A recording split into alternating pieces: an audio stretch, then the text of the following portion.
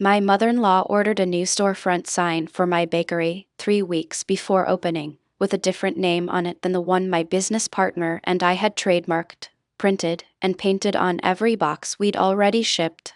It started, the way these things always seem to, with a phone call I wasn't on. Judith had never quite forgiven her son Caleb for marrying a woman who wanted to run her own business instead of teaching piano lessons out of the front room the way Judith always pictured a daughter-in-law doing. She'd lived in the same small town for 34 years, sat on the Chamber of Commerce's Welcome Committee, and knew the sign painter, the health inspector, and half the regulars at the diner on Main by first name.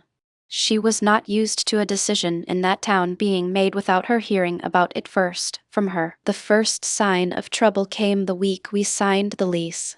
Judith mentioned, almost in passing at Sunday dinner, that she'd already told her prayer circle about, quote, the sweet little kitchen she was helping her son's wife get off the ground.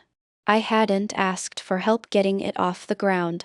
I'd spent 4 years as a pastry cook and 11 months writing a business plan a bank actually approved.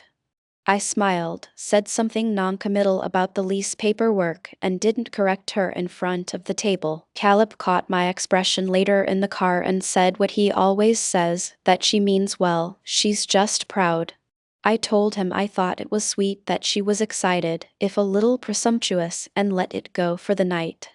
I didn't let it go in my head. That night I made a note on my phone, titled simply, Bakery, and put the prayer circle comment in it, dated. By the second month of build-out, the pattern had a shape. Judith would make a decision about the bakery, present it as basically settled, and route it through someone who wasn't me. She told our flour supplier's regional rep, when she stopped by the space uninvited during the delivery, that we'd decided to switch to his cheaper commercial blend when Caleb and I had never spoken to him at all. She told the health inspector's office, calling to ask about our reinspection date, that she was the one they should list as the secondary contact, since she'd, quote, basically be running the front counter some mornings. She told her own sister, at a lunch I wasn't invited to, that the bakery would be called Judith's Table because Marigold and Rye, the name we'd already trademarked, quote, didn't sound like anything. I found out about the name comment because a woman from Judith's church stopped me at the farmer's market to say she couldn't wait to try Judith's Table's cinnamon rolls. I smiled, thanked her, corrected her gently, and added the encounter to the note. Date. Location.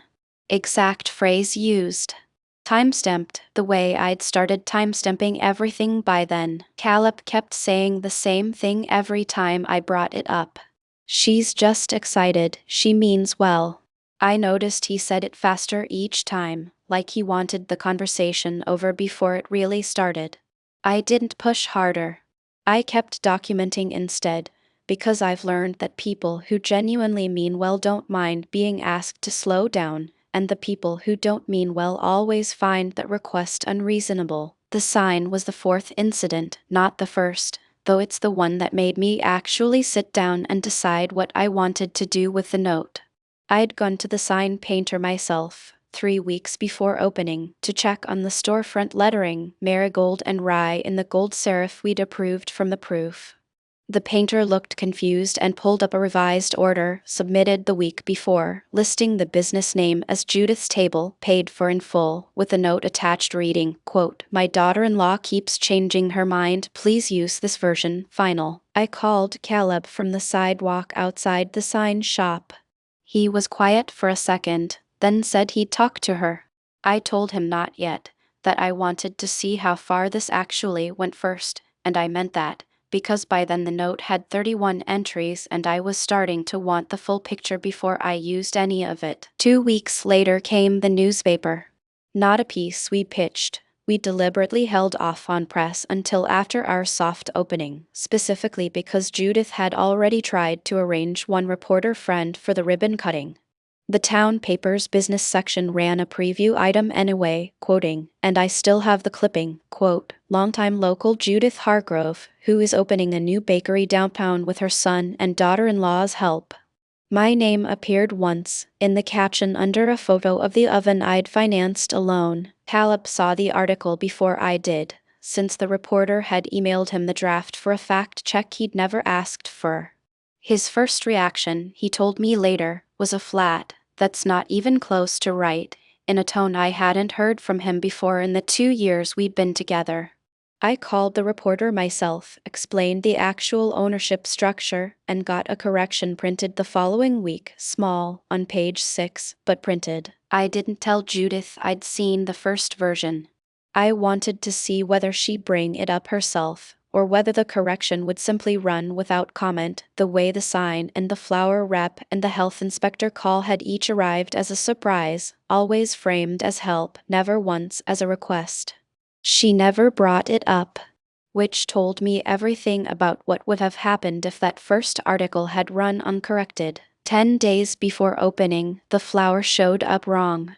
Not the commercial blend Judith had ordered directly, we'd caught and canceled that one, but a downgraded delivery schedule she'd separately negotiated with the same rep, quote, to save the new business some money while it found its feet. 3 test batches of croissants came out flat before I figured out why. I called the supplier's main office, reset the account to the specs Caleb and I had actually signed, and had it in writing this time that any future change needed to come from me directly, by phone, no exceptions. That was the moment I stopped being upset and started being calm, which, if you've ever actually been furious about something, you know is a far more dangerous place to end up. I didn't confront Judith. I didn't tell Caleb the full extent yet, not until I was ready. I printed the sign order with her signature on it. I printed the prayer circle screenshot, the market conversation notes, the newspaper draft email, and the flower count change confirmation, 26 pages in total, 3 hole punched in a plain red folder, and I brought it to the grand opening. Judith had, ironically, offered to help plan once the sign order came out in the open and got quietly corrected. The grand opening was a Saturday morning, ribbon cutting at 10, half the town on the sidewalk outside, plus the same reporter who'd run the correction, back for the actual event this time. Judith stood near the door greeting people as they arrived, telling at least 3 separate groups, within my hearing, that she'd, quote, been there every step of the way getting this place off the ground. The Chamber of Commerce president handed her the ceremonial scissors before anyone thought to check with me. I stepped forward before the cut, thanked Judith warmly for coming, genuinely, because it made what came next so much easier, and said I actually wanted to share a little of what those first steps had really looked like, since so many people in town had heard a version of the story already. I opened the folder to the first page and read the sign order out loud, her signature, her payment, the name that almost went up over my own trademarked business. Then the flower count change, in front of the supplier's regional manager, who'd come for the free coffee and looked increasingly uncomfortable. Then the prayer circle screenshot and the market conversation, word for word, in front of 2 women from that same circle standing 3 feet away. Then the newspaper draft, the one that ran my name once, under a photo of the oven I'd paid for with a business loan and my name alone. Nobody gasped. Not the way it happens in a movie. It was quieter than that, and worse for Judith because of it. I watched people's expressions shift, one cluster at a time, the way understanding actually spreads through a crowd, slow and then all at once.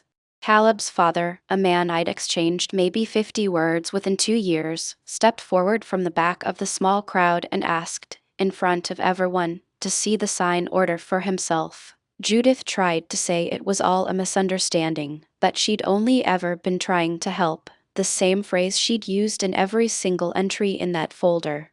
I said that was completely fine, that I'd actually saved room for her side of things too, and held up my phone with the original church screenshot still visible in my camera roll, timestamp intact, for anyone who wanted to check it themselves. Caleb didn't say a word while I was reading. When I finally closed the folder, he stepped up next to me, took the ceremonial scissors from the chamber president's hand, gave them to me instead, and said, loud enough for the whole sidewalk to hear, that this was my bakery, that it had always been my bakery, and that he was sorry it took a folder full of paperwork for him to say that plainly in front of people. I cut the ribbon myself.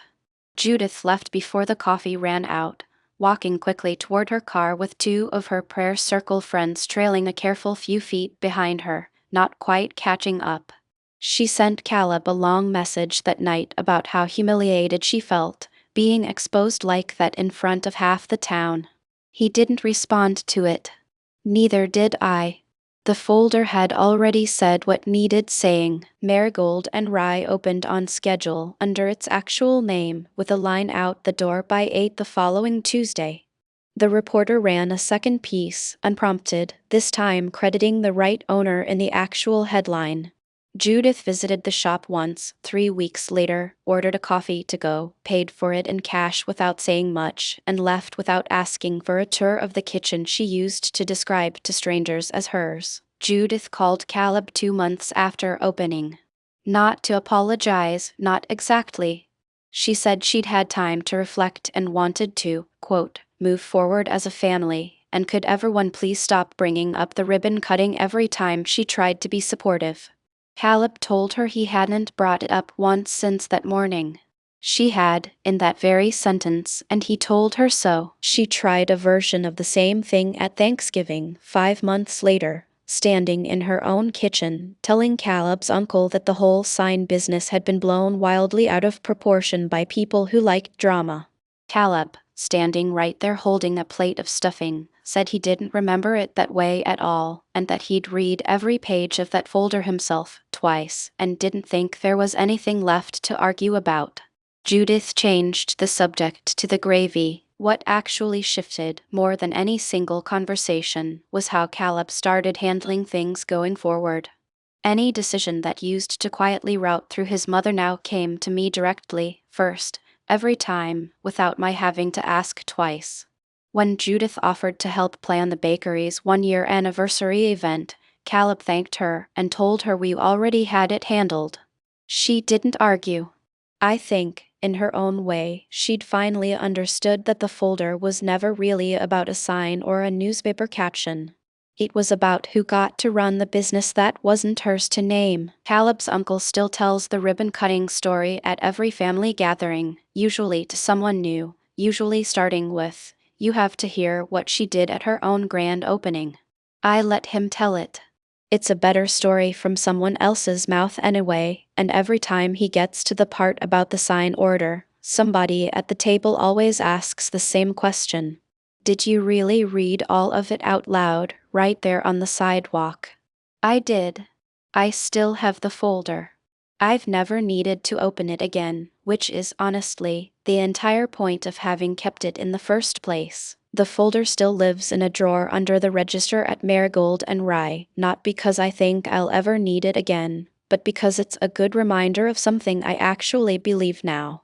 If someone keeps telling you they're just trying to help, the kindest thing you can do for both of you is start keeping receipts, quietly, calmly, until the day you don't have to raise your voice at all. Case closed. What would you have done?